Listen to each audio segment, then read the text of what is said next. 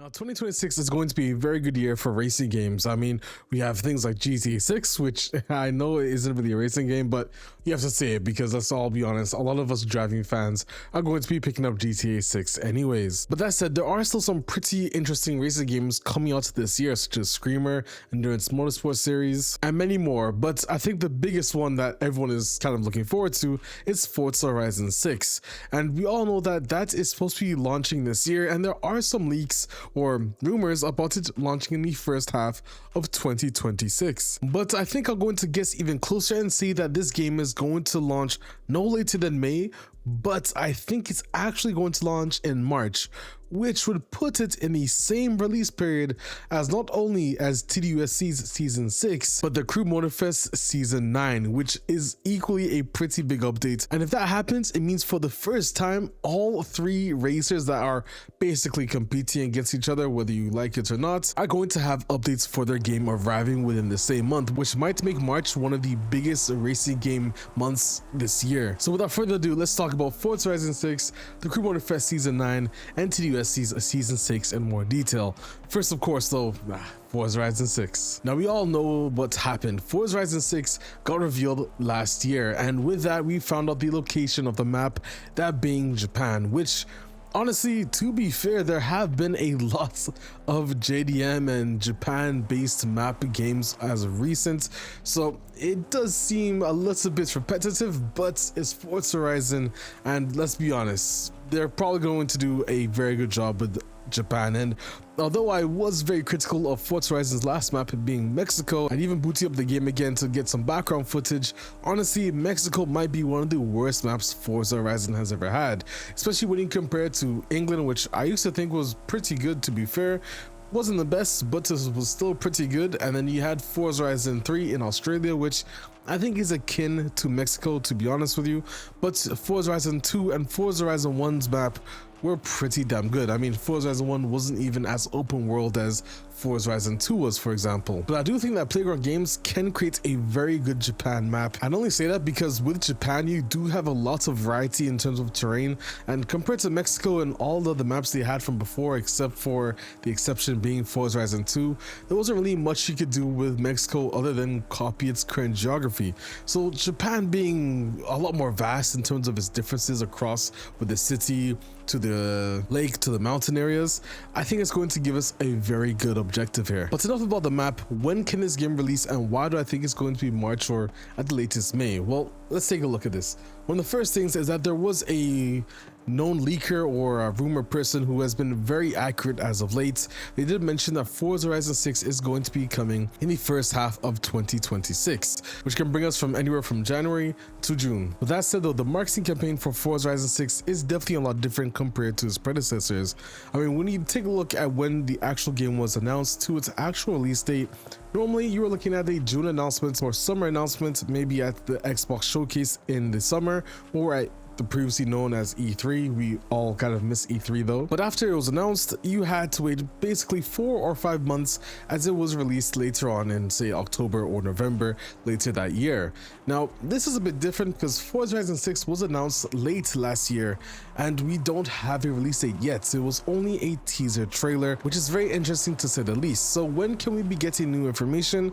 Well, good news is that there is a Xbox Developer Direct show happening this month in January, and this was confirmed by this guy here named Matt Booty. So let's take a look at what he has to say. We will feature Playground in the upcoming Dev Direct in January, so be sure to check that out, and there'll be more than we can possibly put in that show, but we are going to make sure to highlight what Playground's been working on. So pretty interesting, and I think this means when he says Playground, it's hopefully not just Forza Horizon 6, and it'll also be Fable, or maybe it'll be both, or maybe it'll be one or the other. But if it is one or the other, I hope it's Forza Horizon 6 rather than Fable, because I do think Fable will be a late 2026 release, and that would maybe make more sense to go all in the summer developer showcase. But that said, if we're going to have an announcement in January, give that 4 months take, it's going to be in May or at the latest June, which again, that's the 4 to 5 month range that normally Forza Horizon does from their release date announcements to the actual launch of the game. So now you see where I'm coming from, but I still do think that if they can actually have the game ready to go, having a crazy short marketing period and saying, yo, we're going to come out with a game in March, here you go. Man, honestly guys, I think that would be pretty on brand of what Microsoft and Xbox could possibly do to announce this game and bring it out a little bit earlier. And another reason why I think it's going to be March is because YouTubers did get these exclusive boxes. Now they did say that this was basically from their trailer announcement, because if you remember, there were some YouTubers that were showcased in the reactions of the actual trailer itself. But sending this out at the end of 2026 rather than maybe a little bit beforehand kind of makes me think that if YouTubers are getting stuff, the marketing is probably about to ramp up. And that being said, Xbox Developer Direct happening in January 2026, which I have to watch for sure, can only mean that we're going to be getting an announcement of the release date. And with that, of course, we have to see some gameplay. So it makes sense for the trailer to be an in-engine footage gameplay trailer. Now, the other scenario that I can imagine is if they do that, we will probably get a larger gameplay showcase in February, then the release date in March. But my other concept is that we actually don't get the release in March, but the release date will happen in May or June latest. But in March, we'll actually have a gameplay showcase dedicated to Forza Horizon. But again, this is all rumors, but let me know your thoughts in the comment section below. But now that I talked about Forza Horizon 6, let's talk about Motorfest, because that is going to have a pretty cool update in March as well, and I'll for sure be making videos on it when it comes out. Now, Motorfest has had a pretty cool year 3 so far. The first update being customization, adding some new rims, some new stance abilities, and of course some new playlists. And that said, there's actually a new playlist happening this week based around BMWs, and I will be making some videos on that as well, because you do get an exclusive car, and I love BMW. I mean, my last car was a BMW, so I kind of have to check out the BMW playlist anyways. So watch out for that on my channel. But Motorfest Season 9 is actually pretty interesting. For one, there's going to be a licensed NASCAR in the game, which you're like, oh, NASCAR and Motorfest? Yeah, honestly, I can't lie. What Motorfest is doing, kind of going that fully blown arcade route in a totally different style from what you would expect from a Forza Horizon game or Need for Speed, but at the same time blending those two games together, I think it's really crucial, and it kind of cements its stance on where it could fit in the whole open world racing game scene. So hats off to Motorfest for kind of finding their own, not really niche, because that's still a very wide audience, but finding their own DNA within the whole Crew brand itself. But take a look at this. Right here is the new islands that are going to be coming in March 2026. You have these new islands here for Molokai and Lanai, but the more important one is this right here, because you also get a track creator in this season too. So RC cars, NASCAR, and of course a track creator. Guys, that's looking pretty crazy, but I want to direct your attention to the middle of the screen here. There's a racetrack that looks very similar to that of Daytona, which I'll put up on the screen right now for you guys to see. But taking a look at that, you can see that this looks like Daytona, but it also has the internal layout as well, which I think if you're a Daytona fan, it makes sense. NASCAR Daytona, or Daytona inspired, because I don't think it's going to be a licensed Daytona track. That wouldn't really make any sense, but having that would be very cool to see.